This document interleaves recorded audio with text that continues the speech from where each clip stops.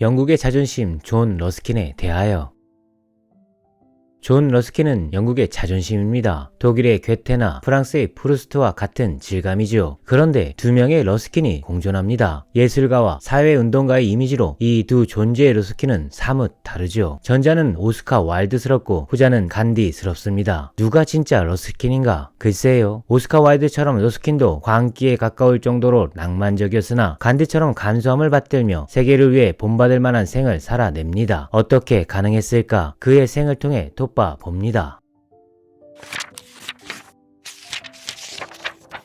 러스킨의 인성은 부모로부터 물려받습니다. 우선 러스킨의 아버지는 와이드처럼 낭만주의자였죠. 아들 러스킨에게 코블리 필딩이라는 당대 유명한 수채화가를 붙여 미술 수업을 받게 했을 정도였고 아들과 같이 바이런, 세익스피어를 읽었습니다. 특히 월터 스콧에 대한 애착을 공유했죠. 스콧은 에든버러의 우상으로 아이바노와 십자군의 기사와 같은 역사소설은 낭만주의를 대표하는 고전입니다. 유년 시절 이런 아버지에게 러스킨은 삶을 열정적으로 사는 맛을 공명합니다. 반면 어머니 마거릿 러스킨은 철저한 청교도로 러스킨이 옥스퍼드 대학 시절 인근의 집을 구해 보호할 정도였고 러스킨의 첫사랑이 가톨릭 교도란 이유로 반대해 결국 결혼을 무산시킨 금욕주의자였습니다. 인내심에 대한 강한 훈련은 책임졌던 존재였죠. 러스킨은 낭만적 아버지와 금욕적 어머니 모두를 존경했습니다. 아버지 덕에 고율성을 톱밥하는 예술가가 되고 어머니 덕에 사회성을 실천하는 사회운동가가 된 이유죠. 다만 이 이중성의 인성은 자아를 흔들리게 하는 원인이기도 합니다. 낭만주의와 금욕주의의 와동을 견뎌내는 사람이 드문 까닭입니다. 그러나 러스킨은 달랐습니다. 이 분열된 자아 속에서 삶을 학대하지 않았죠. 어떻게 가능했을까? 책을 통해 문자로 강화되었기 때문입니다. 이율 배반적일지라도 그것이 옳은 것이라면 충분히 통합할 수 있다는 생각을 문자를 통해 습득한 것이죠. 음성 언어는 주체의 참여를 유도하지 않습니다. 왜인가? 음성 언어엔 여백이 없습니다. 여백이 없는 언어엔 주체가 들어설 자리가 좁죠. 쉬운 글도 마찬가지입니다. 독자의 참여를 유도하는 여백 없는 언어로는 삶을 변화시킬 수도 사회를 바꾸기도 어렵습니다. 구원과 추정을 바라는 비주체적 삶에 빠져들게 되죠. 문자로 세상을 습득한 어린 러스킨은 조금씩 단단해집니다. 윌처럼 학교에 다니지 않았고 또래 친구도 없었으나 충족된 일상이었죠. 게다가 부모의 높은 교육력 덕에 러스킨은 문자로 칠텐 세상을 광활한 여행을 통해 몸으로 다듬어 냅니다. 첫 번째 여행은 14살 때였습니다. 러스킨의 아버지는 동행하여 영국의 풍경, 건축, 회화와 자연스럽게 접하게 하고 스트라스부르, 샤프하우젠, 밀라노, 제노바, 토리노를 돌며 넓은 세상을 배우게 했죠. 비자발적 교육은 최소한 이루어집니다. 1834년부터 1835년까지 단 1년간 진보적 복음주의자였던 토마스 데일의 학교에 다닌 것이 전부였으니까요. 그것도 대학을 진학하기 위함이었습니다. 그리고 1836년 16살의 러스킨은 옥스퍼드 대학 크라이스트 처지 칼리지에 입학합니다. 로크가 다녔던 그곳이죠. 러스킨의 내면을 주저한 부모는 대학까지 함께 합니다. 어머니는 대학 근처에 묵었고 아버지는 주말마다 보러 왔죠. 어머니는 성실한 성직자가 되길 원했고 아버지는 독특한 예술가가 되길 바랐는데 결국 부모의 상반된 꿈이 습합해 러스킨은 낭만적 비평가이자 사회운동가가 됩니다. 그러나 학교에서 배운 것은 적었습니다. 잦은 병치레까지 겪었죠. 청춘 러스킨은 작가로 살기로 작정했는데 운이 좋게도 매년 옥스퍼드에서 수여하는 뉴디게이트 상을 받게 됩니다. 훗날 오스카 와일드도 이 상을 받았죠. 수상식에서 러스킨은 영국 시인의 전설 윌리엄 워즈워스를 만나 감동합니다. 제 진로를 확고히 가는 계기가 되죠. 롤모델을 찾았습니다. 다만 몸이 따라주지 않습니다. 1840년 4월 시험 공부를 하던 러스킨은 피를 토하고 폐결핵에 대한 공포에 휘둘리다 부모와 함께 치료여행을 떠납니다. 1840년 후반부터 1842년 가을까지 대부분의 시간을 이탈리아에서 보내죠. 아픈 러스킨은 스케치를 많이 합니다. 화가의 꿈도 살짝 꿉니다만 로마에서 제 작품들이 아마추어 습작보다 못하다는 사실을 깨닫고 화가의 꿈을 접습니다. 비평가로서의 예술가로 돌아서는 계기였죠. 그리고 온전한 존재의 이정표를 잡은 듯 작정하고 윌리엄 터너의 비평서를 씁니다. 오늘날까지 고전을 익히는 근대 화가론입니다. 계기는 또 아버지입니다. 터너의 작품이 좋았던 러스킨은 아버지를 졸라 터너의 후원자가 되게 했죠. 자연 그대로라는 러스킨의 비평의 핵심이 이때 주조됩니다.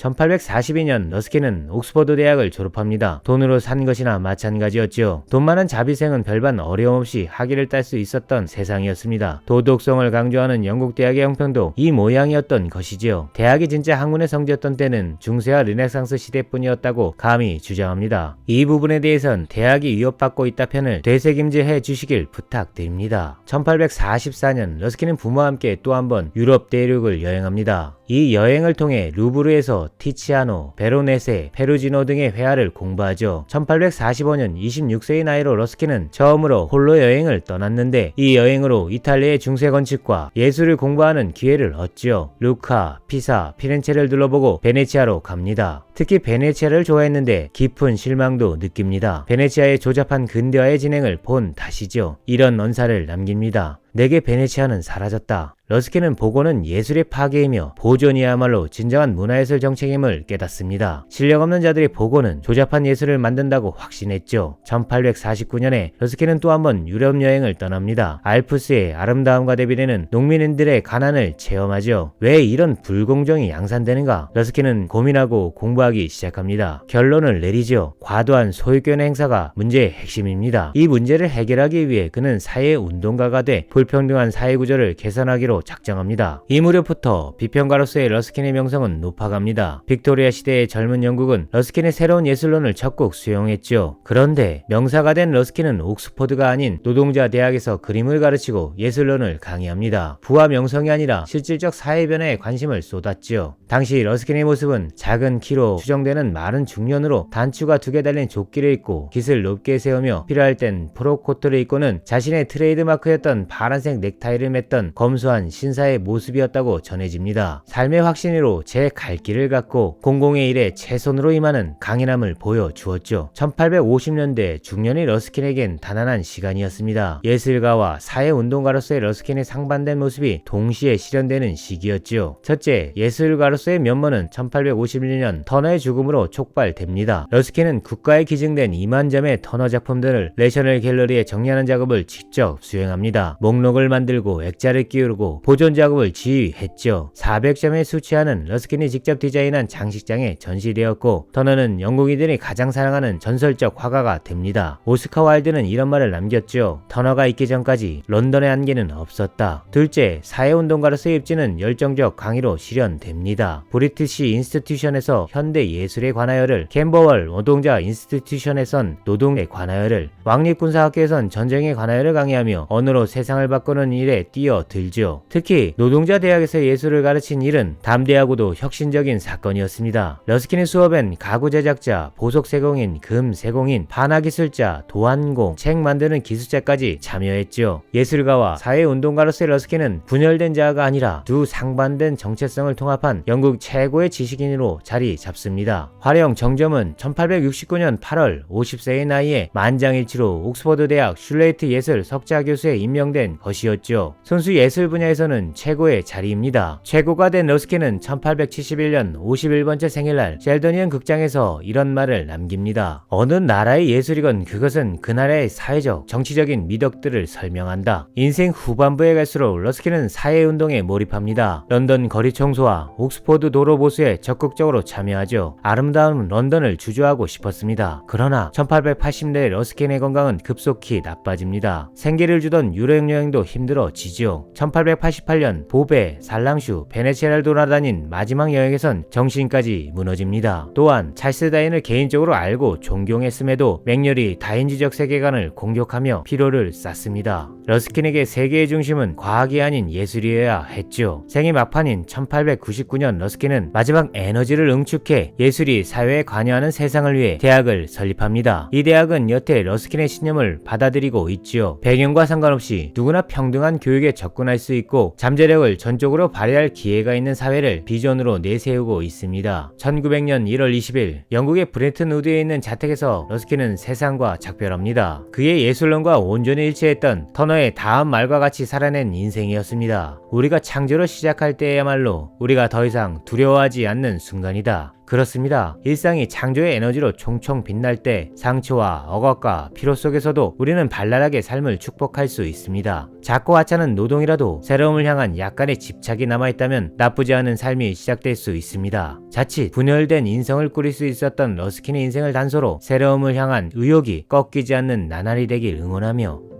안녕.